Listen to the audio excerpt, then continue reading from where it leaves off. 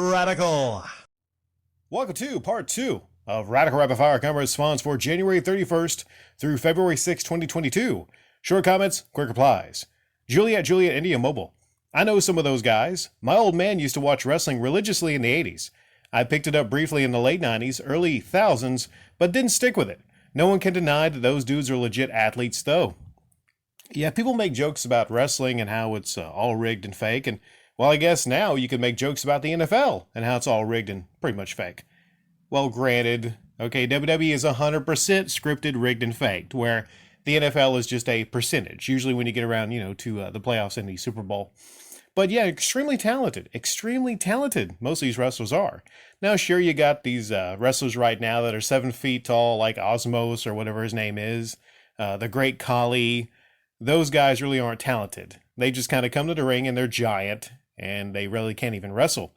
But if you really watch a good wrestling match, it's just art. It's just amazing to see people just perform at a high level.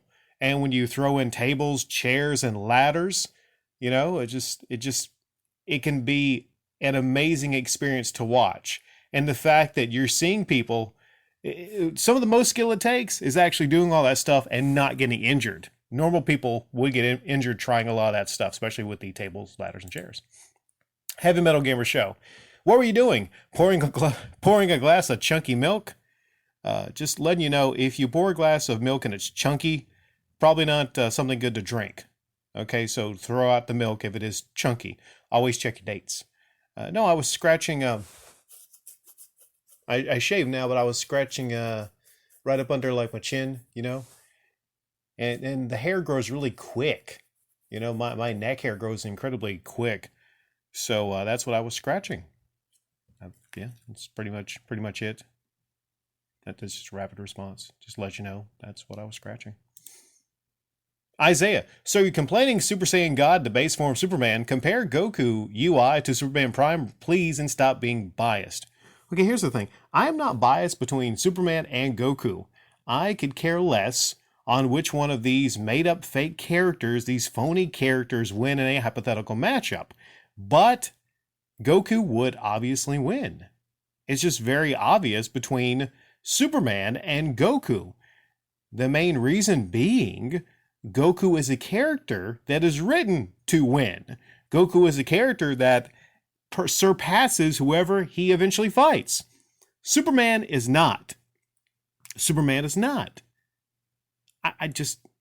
There's no base form Superman. It's just Superman.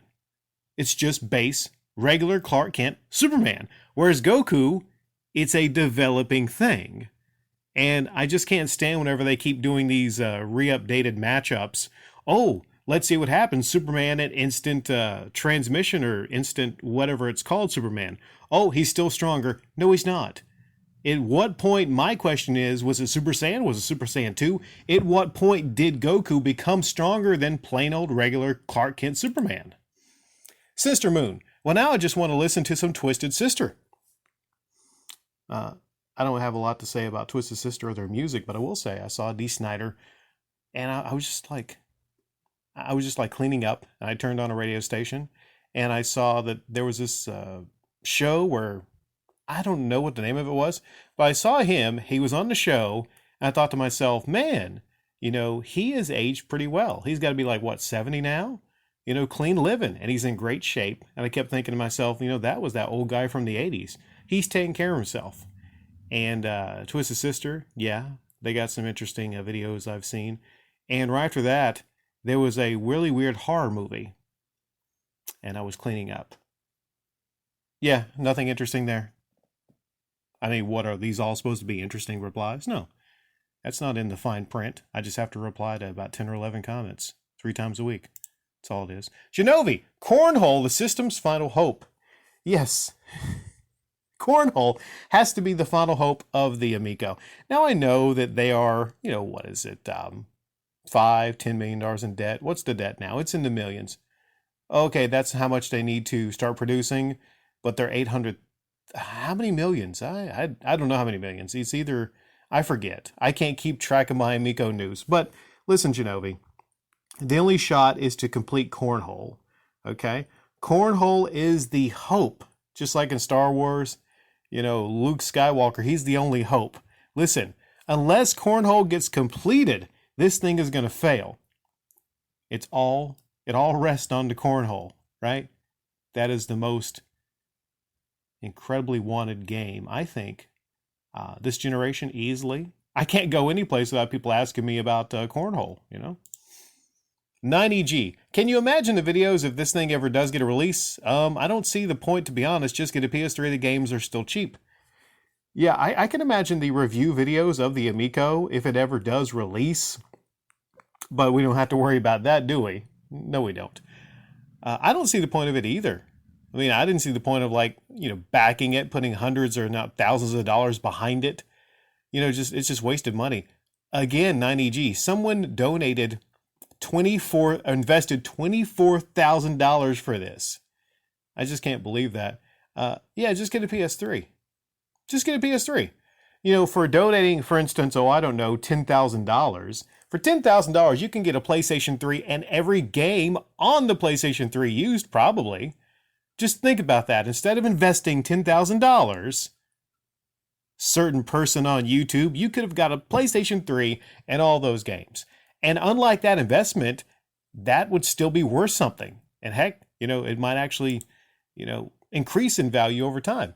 Unlike just throwing $10,000 at Tommy Tallarico. CAWF, Video Game Wrestling. If it was scripted, then it was better scripted than the incredibly boring 22 Royal Rumble.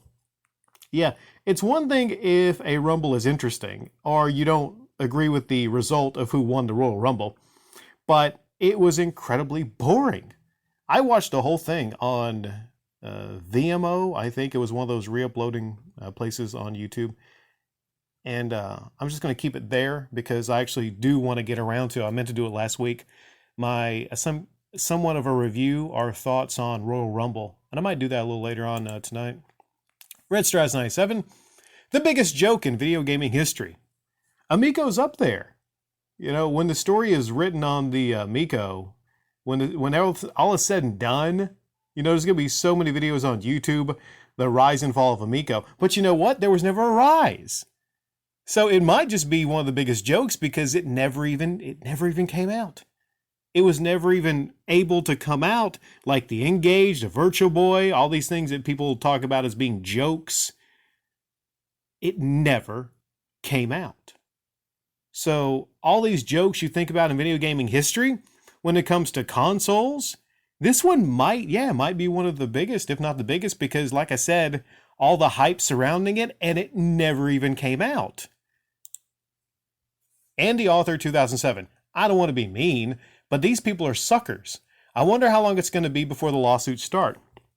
Well, I know if I was a person that invested, let's say the guy that invested $24,000 into this Amico project, I would be looking for any way, shape, or form. I would be calling lawyers right now to see if I can recoup some of this money. I'm not a lawyer. I'm not into the legalese or whatnot. But there has to be some path where they can actually sue Tommy Tallarico and just everyone responsible for literally taking all this money and not using it for the intended purpose, which was actually developing and producing the Amico, which, we were assured everything's fine, everything's going well. That's just a chip shortage. No, there was no chip shortage because I guarantee you, like I said before, and Andy, Tommy Tallarico, and everybody at the Amico office, they were buying Dorito chips. There was no chip shortage, okay? Doritos made a lot of money. I can't verify they actually bought a lot of Doritos, but I'm sure they bought a lot of snacks with all that money. The Archfiend. Every mounting screw-up from James just makes my old videos about him gleam even brighter. The apologies still keep piling up from those who trashed me for spitting truth a decade ago. And what's crazy is that he just continues to get worse with his decisions. I really should be thanking him at this point. Yeah, I can imagine what it was like. Even now, like I just uploaded something about James being a shameless shill, selling those kitchen knives or whatever, expensive kitchen knives or whatever.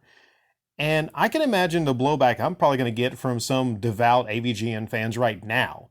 But I can imagine, Archfiend, what it was like to call out this guy a decade ago, like at the height of his popularity a decade ago. Because he was doing some shady things back then. Hello? Vanity Movie Project? Some people donating up to $1,000 for his crap movie. That's pretty scummy. But a lot of people, they're like, oh, James is so wholesome. He's just so wholesome. He's one of the most wholesome people that ever existed on the earth.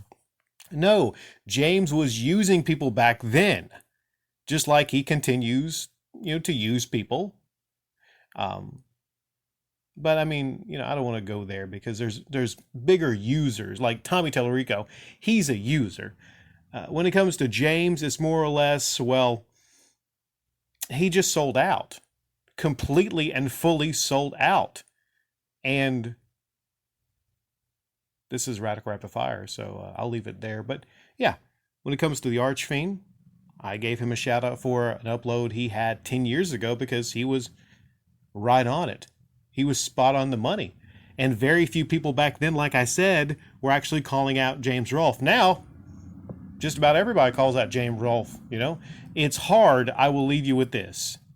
And I might go over I usually like to keep these a minute or two responses. It is very hard when you're the first person to call something out or someone out. And then you deserve recommendations when you're proven to be true years later, I will say.